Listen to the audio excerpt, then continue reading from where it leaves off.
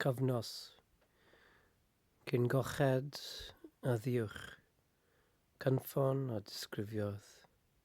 y gerdd yn ymgyrlio oamgylch ddigoleuni, hi, gron, dofn, a phadiodd dros fy nganol efengyl,